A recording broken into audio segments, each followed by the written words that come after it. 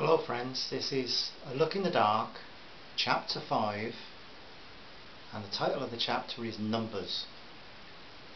Yes, it's Major Stanhurst speaking. What do you mean, birds?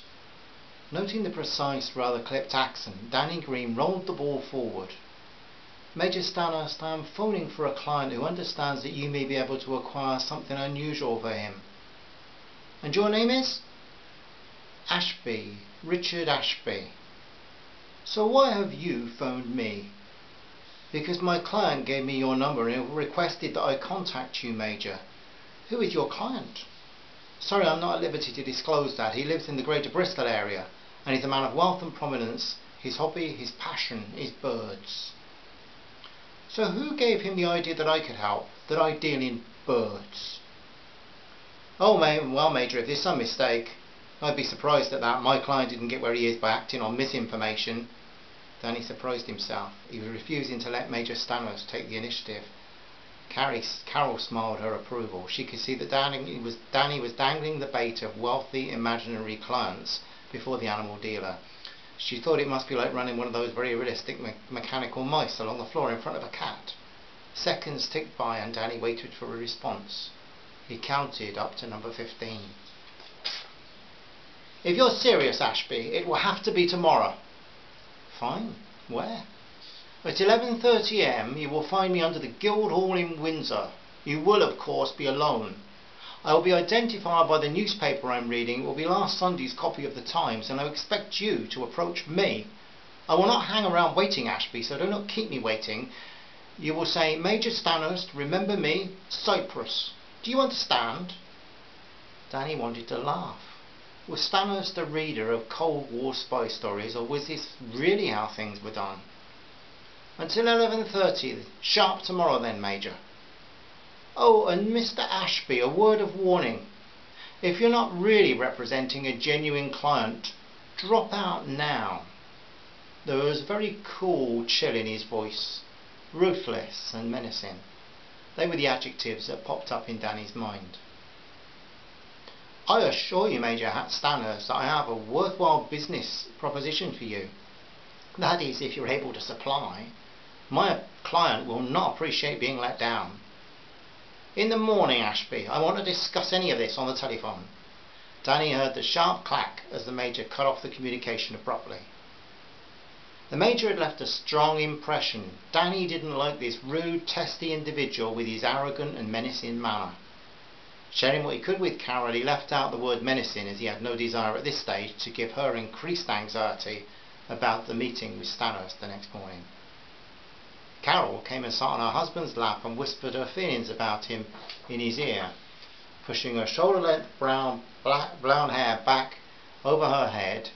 He kissed her, and very quickly the stress he had been feeling melted like a mild frost on some blessed morning. He still realised, though, that the arrangement having been made to meet Stanhurst would be a trip into danger. He felt that it was as if he had climbed up the ladder to a very high platform. Now stretching out in front of him, he could visualise a long tightrope, and he intended come morning to take steps along it. 1 foot wrong, and he knew it could be his last. Danny Green had his thoughts, and the cuddle with Carol interrupted by the postman. Having sorted through the avalanche of junk mail, Carol found a letter for Danny. The envelope contained a logo for Life Support magazine. Opening it hurriedly, he was delighted to find a cheque for £80. A letter from the editor informed him that the next issue of the monthly wildlife publication would be including his recently submitted article, Skydivers par excellence. Also, the editor was most interested in his idea for a series about common birds of town and village aimed at younger folk, and he was asking for 3 manuscripts to consider as a start for the series.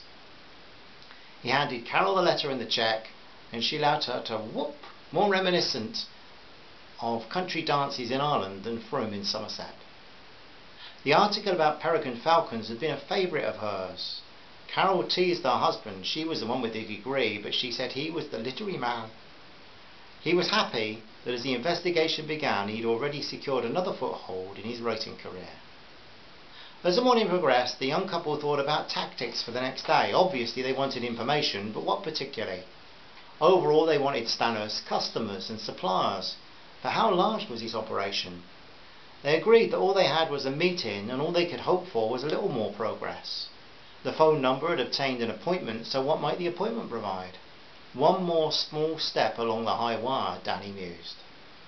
As they sorted out what Carol's role would be, Danny was fast seeing that, as usual, he would be lost without her help.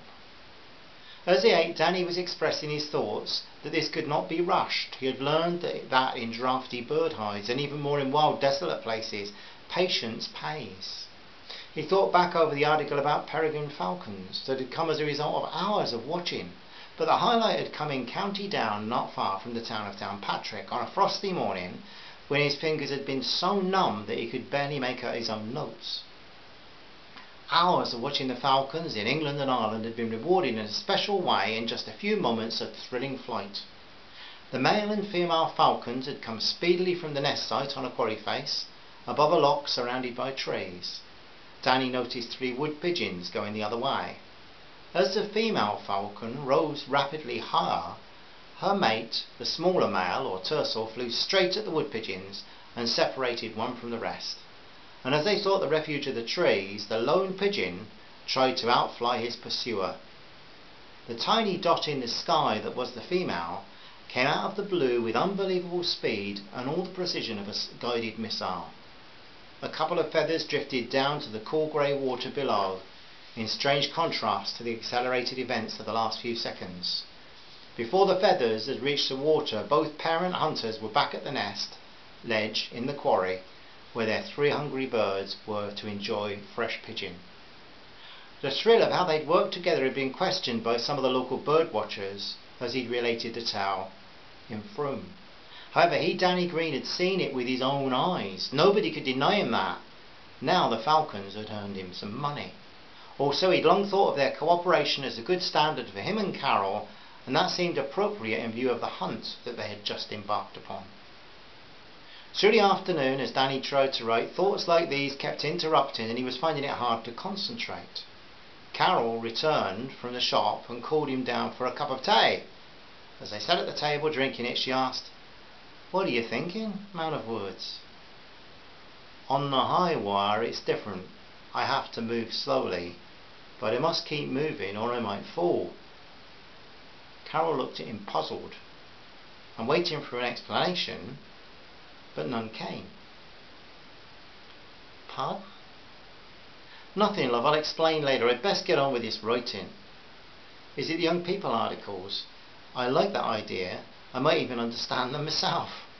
"Oh, and you're the average 10-year-old with a degree, are you, my Irish friend?" "Aye, give or take a decade or so, Mr. Green." As was often the case in times of stress, they reverted into foolish banter to cover their feelings as a kind of retreat into their own oneness. Watching the news at 10 did not please Carol much. A Roman Catholic man was missing in Derry. There had been a series of hoax bombs in Belfast, and Carol thought about her mother's letter. She was sure that her uncle's case would be coming up soon. Once to Danny Green this had all seemed as remote as war in Africa, but not anymore, because now he shared her family and her friends scattered across Ireland and on both sides of the divided community. Going early to bed seemed wise, but sleep was not easy to catch with so much going round in their heads. In the morning the tightrope awaited them in Windsor. Carol now understood the metaphor, and she knew Danny had a good head for heights, yet for nearly 2 hours sleep just got away from her. It was 7:25 a.m. as the Greens drove up North Parade on the way out of Frome, as they began the trip to the Royal Borough of Windsor. They planned to drive to Slough first, where Carol would drop Danny at the station. It was best that they felt not to be seen together in Windsor. Tiring quickly of BBC's Today programme, which was tied up in some debate over the economy, Carol clicked into place Elgar's First Symphony. This morning she was in a very chirpy mood, causing Danny to comment that she seemed as if she was going to a wedding. She had responded that it was even better going on a mission with 007, and she teased him about going to save the world's future in a battered old Ford Escort. Waiting for a herd of cows to cross the road, Carol pointed out a hovering kestrel, and as he glanced in his mirror at the truck that stopped just short of his bumper, He reflected on the fact that it was often Carol who first saw the most interesting birds these days. That made him smile. Later, as they travelled up the M4 eastbound, Carol was soon complaining about the lunacy of British traffic and extolling the virtues of the less congested Northern Irish M1. Conversation drifted from traffic to illegal traffic in birds. To his own surprise, Danny found himself in Richard Claymore's usual role of defending the responsible aviculturists and the role they have in maintaining a pool of endangered species. As the Greens talked about the methods of the traders, the ivory trade and the awful rhino horn trade, the ecology of the earth and the whole web of wonderful things, Danny recognised that actually they did not really know much about any of it. "No, Danny boy," Carol said, "but we care."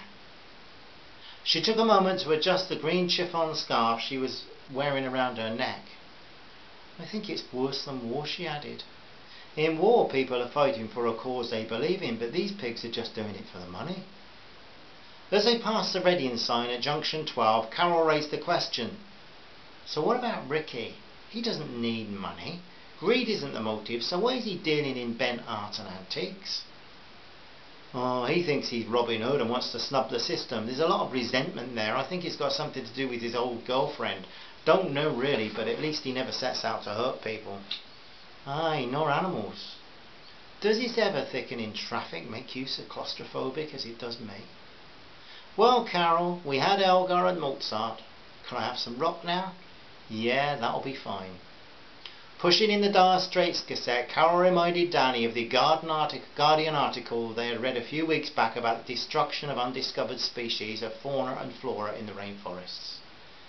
Danny became silent again, thinking about the meeting ahead with Stanhurst, and in the meantime Carol was wondering if her loyalist uncle was heading for a life sentence. He represented the extreme edge of the family. How could her mother have been reared in the same home?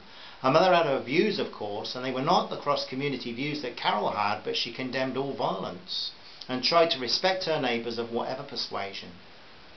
Danny slowed the car as they joined the slow-moving commuters leaving at Junction 6.